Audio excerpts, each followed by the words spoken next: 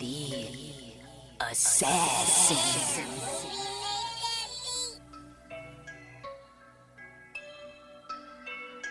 You know I break necks, call me Jack Tate. I have no regrets while your life is fading. I'm a crazy fuck equivalent to Satan. When I'm behind the mic, I feel like the greatest. You know I break necks, call me Jack Tate. I have no regrets while your life is fading. I'm a crazy fuck equivalent to Satan. When I'm behind the mic, I feel like the greatest. What up, y'all? You're listening to Sports Talk with Tropp, and I'm your host, Katie Tropp. Well, we had two Monday Night Football games, and both of them ended up being duds. And one was a complete blowout. The other one was just a field goal fest. So we'll talk about the lowlights here because they were definitely not good games at all. But the Minnesota Vikings killed the Chicago Bears 30-12. It was just absolute Vikings all night. They dominated in all ways, shapes, and forms as they normally do. Defensively, offensively, they just made it a really rough night for Caleb Williams. And then the other game was the Atlanta Falcons versus the Las Vegas Raiders. Atlanta held on for a 15-9 win. But, this was pretty much all field goals all night. It was just a terrible game. And then it was just announced today that the Falcons are going to bench quarterback Kirk Cousins and start rookie Michael Penix Jr. this weekend, which I feel like we all kind of saw that coming here because Cousins has been he hasn't had a good season overall, but these last 4 or 5 games have just been terrible for him. So now they're just going to throw in Penix because, Atlanta's still in the playoff hunt. So they could definitely use the wins. I doubt they're going to be a team that's going to make any noise, but they, as a team, of course, still want to win that division, and they've got a shot at it. And I guess they feel that Penix Jr. is going to be the guy to give them that shot. So Cousins is benched officially. So that is how that game went. So let's get right into the top 10 NFL power rankings for this week, and really just not a whole lot of movement. We do have one new number one this week. And we might as well just get right into it, and that is the Buffalo Bills. They are 11-3 on the season, and it's really not only did they beat the Detroit Lions this week, but they beat them handedly. And they've just really looked like the most complete team. But one thing that they have up on pretty much everybody so far, and there's still plenty of football left to be played, but so far the Bills are the healthiest team as far as having your starters out there. Having the majority of your key role players out there. Of course, they've had to battle through their injuries, as every team does, especially at this point in the season. But, overall, the Bills aren't really missing a key number one guy. But they just look great in all phases of the game. They look great offensively. And Josh Allen is just playing at a whole other level right now where they really look unstoppable. And just the way they completely... The score was close against the Lions, but they pretty much demolished the Lions. They really just dominated the Lions in every way, and so the Bills, to me, they are the number one team in the NFL right now. Only falling a spot to number 2 in my top 10 NFL power rankings this week, the Detroit Lions. Overall record of 12-2, and just with them, it's their injuries are now starting to really pile up, and it's really starting to take a toll on this team. They now lost Montgomery this week. They lost a couple of other defensive players. They lost a linebacker. They lost a guy in the secondary. And in the secondary, they're pretty much gone. As a matter of fact, the majority of the defense, they're from their game 1 this season to now, I think 9 or 10 of the guys who were starting in game 1 are injured right now. So is this team going to be able to withstand that? So far, they actually have been able to, every single time these injuries smack them in the mouth, they come right back and get it. And I still expect the Lions to make a nice playoff run here, and I still expect them to win their division, but they got to keep on winning because the Vikings are right on their ass right now. But the injuries for the Lions are really piling up, and it actually kind of showed in this Buffalo Bills game. But I will say, offensively, the Lions really had no issues keeping up with the Bills, so that's why you can't really drop them that far because I still think this team's very good, and I still think they're going to be one of the top championship-level teams this year. Then at number 3 on my top 10 NFL power rankings are the Philadelphia Eagles. Overall record of 12-2. This is actually the other team that I look at as far as health-wise, the Eagles are one of the healthiest teams as far as their starters go. They pretty much have the majority of all their stars out there and playing at a high level. But they just have their share of drama, and that's just kind of what holds me back from this team. But I honestly would not be shocked to see the Philadelphia Eagles in the Super Bowl, which would piss me off, but I just wouldn't be shocked because they just have a whole lot of talent. Saquon Barkley has just been playing out of his mind. We'll see. He did suffer a knee injury in the last game, so we'll see if that tamps him down just a bit. But I just kind of feel like the Eagles are probably going to keep on rolling.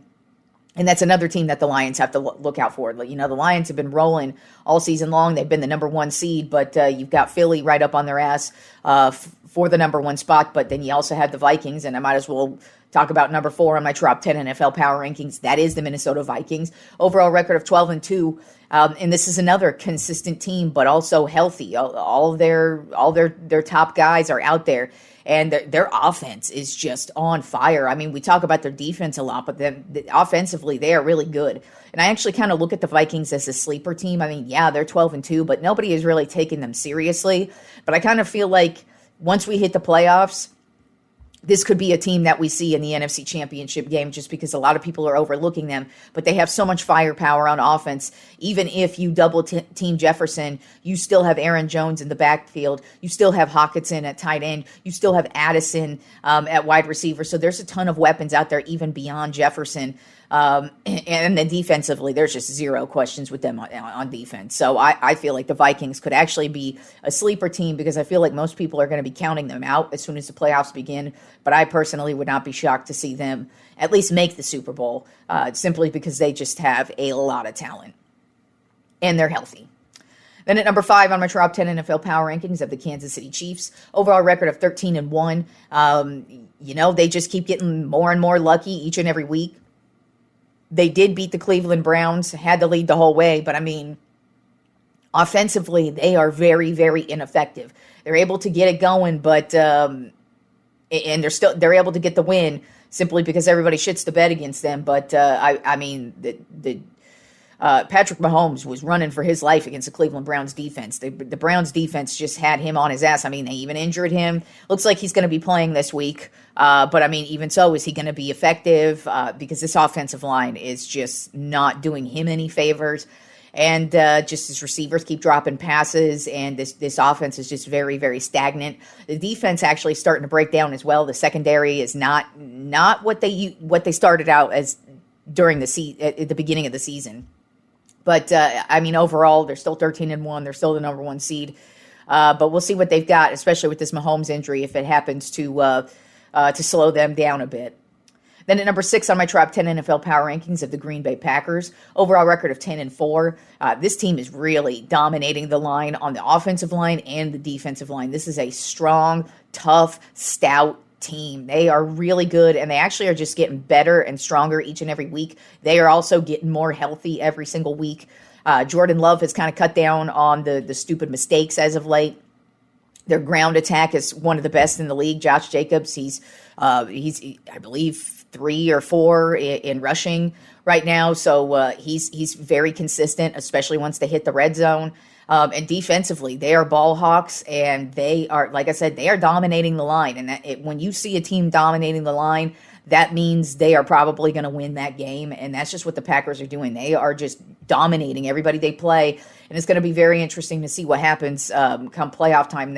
I doubt they're going to win the division because the Vikings and the Lions are ahead of them by 2 games right now. But I mean, anything can happen, of course. But I feel like the Packers are definitely going to be a team you don't want to see right off the bat as a wild card team. Then at number 7 on my Tropp 10 NFL Power Rankings at the Pittsburgh Steelers, overall record of 10-4. TJ Watt, he suffered an ankle injury, and he's the dude. If you don't know the Steelers record when TJ Watt is out of the game, I believe they have only won once or twice in games that TJ Watt has not played. That is just what a difference maker this dude is, especially on just defensively. He is such a force. Even if he's not getting a sack, he is making his presence known. So if TJ Watt is out, or even not really playing at a high level, then this team is going to have problems. I mean, as you saw last week, offensively, they kind of went back to typical stagnant Pittsburgh Steelers offense. So they're going to have to rely on the defense. And if TJ Watt is not healthy, this team's going to have problems. Then at number 8 on my Tropp 10 NFL Power Rankings of the Baltimore Ravens, overall record of 9-5. Lamar Jackson, I think we'd be talking about him as the MVP leader if Josh Allen and Saquon Barkley weren't having such amazing seasons. Because out of all the 2 seasons that Lamar Jackson has won the MVP, statistically, he's better than those 2 seasons. Right now, he's got 3,580 yards passing. He's about to hit that 4,000-yard mark here. By the end of the year. I mean, I feel like he's going to easily get there. And he's got 34 touchdowns and only 3 interceptions. So he is just having one of the most efficient years a quarterback can have. And then, of course, you got Derrick Henry in the backfield, who's been having a phenomenal year. Defensively, there are some questions in the secondary, and that's pretty much been their downfall. But, I mean, overall, this Ravens team, for a wild card team, this is kind of similar to the Packers, where I'm like, you're a wild card team, and the first team you got to face is the Baltimore Ravens. That's going to be a tough task, even though they're very streaky, very up and down. They're still a powerhouse, and you don't want to face them right off the bat. Then at number 9 on my Tropp 10 NFL Power Rankings of the Houston Texans, overall record of 9-5. They did actually start to get going a bit on offense this week, but they still are very shaky. They still have a lot of issues with that offensive line. It's been a long year for C.J. Stroud, nothing like what he had last year. But, I mean, defensively, this is still one of the best defenses in the league. And we'll see what they got. They are playing the Chiefs this week, and if they end up getting a win over the Chiefs, they definitely could use that. But hopefully they don't shit the bed like everybody else does. But we'll see how well they stack up against the Chiefs, and maybe we'll get kind of a playoff preview here of two teams that have already clinched a playoff spot. But we'll see if the Texans are for real or if they're fake, because I've been kind of feeling like they're a fake team the last month. I've been expecting the Texans to be one of those one-and-done teams where, of course, they were easily going to win their division, but come playoff time, I wouldn't be shocked if they are one-and-done. So this is a good game for them to actually stack up and measure up against the defending Super Bowl champs. And then rounding out the Tropp 10 NFL Power Rankings this week, I have the Tampa Bay Buccaneers. Overall record of 8-6. It's really just Baker Mayfield. This guy has been so good this year and so much fun, at least in my opinion, to watch. I have been loving what I've been watching from Baker Mayfield. On the season, he's got 3,617 yards passing, 32 touchdowns, and 14 interceptions. And, I mean, he's just been really directing this offense like no other. I mean, he's had, of course, games where without his 2 top guys, Evans and Godwin. You know, Godwin's been hurt the majority of the season. Evans has been in and out of the lineup for a few games. Here and there. And then, of course, Bucky Irving, their rookie running back, has just been phenomenal this year. And then defensively, this is another team where you look at them on the defensive side of the ball, and it's like, they might cause some issues for once playoffs roll around, because I feel like the Buccaneers are easily going to win their division with the way Baker's playing. They really aren't a slouch team. I mean, they beat the Chargers in their home, and they did it handedly. It wasn't really a close game. It was close in the first half, but then the second half, Baker just turned it on, and he was gone. He ran for daylight and never looked back, and that's just kind of what I feel like about the Bucs. It's just been Baker's been healthy for the most part this season, and he has just been lighting it up and really just been owning this offense. And it's going to be interesting to see if the Bucs make the playoffs, what kind of a team they're going to be once they hit the playoffs, because Baker plays with no fucks given, and that's not a guy you want to see come playoff time. And speaking of the playoffs, let's get into the playoff picture. We had, now we have quite a few playoff spots already clinched in the AFC. All the divisions, well, one division's not spoken for, but I mean, 4 of the teams have already clinched spots, so there's really only 3 spots left. And then in the NFC, 3 spots have been clinched, so there's about halfway there. The NFC is a little bit more tight than the AFC. I kind of feel like the AFC is set. It's really just a matter of seeding. So let's get right into it. The AFC side here, number 1 seed, of course, is the Kansas City Chiefs. 13-1 record, clinched the spot and clinched their division. Number 2 seed, the Buffalo Bills, 11-3, clinched the playoff spot and clinched their division. Number 3 seed, the Pittsburgh Steelers. They are 10-4 on the season. They have clinched a playoff spot, but have not clinched their division as of yet. Number 4 spot, the Houston Texans, 9-5. They have also clinched a playoff spot and their division. So all the wild card spots right now. Number 5 seed, the Baltimore Ravens at 9-5. Number 6 seed, the Denver Broncos at 9-5, and the number 7 seed, the Los Angeles Chargers at 8-6. And the teams on the outside looking in right now: the Indianapolis Colts at 6-8. The Miami Dolphins at 6-8, and the Cincinnati Bengals at 6-8. Then on the NFC side, number 1 overall seed right now still remains the Detroit Lions at 12-2. They have clinched a playoff spot. Number 2 seed, the Philadelphia Eagles. They are 12-2 on the season. They have clinched a playoff spot and also won their division. Number 3 seed, the Tampa Bay Buccaneers at 8-6. Their division is still up for grabs between them and the Falcons, but it feels like each and every week Tampa's starting to push further and further away from Atlanta at this point. Number 4 seed would be the Los Angeles Rams at 8-6. They currently hold their division lead with the Seattle Seahawks, Arizona Cardinals, and the Niners with a really slim chance out there for the playoff spot. Number 5 seed Minnesota Vikings. They are 12-2 on the season, and they have clinched a playoff spot. Number 6 seed, the Green Bay Packers at 10-4. Number 7 seed, the Washington Commanders at 9-5. And on the outside looking in, we have the Seattle Seahawks at 8-6, Atlanta Falcons at 7-7, and the Arizona Cardinals at 7-7. So there's a lot up for grabs, especially in the NFC. We still have 2 divisions up for grabs, but we're going to see what we've got as Week 16 rolls around the corner. So with that being said, let's get into Week 16 and our Thursday night football matchup, which is going to be another good one. We have the Denver Broncos at the Los Angeles Chargers. Right now, the Chargers are a 4.5-point favorite.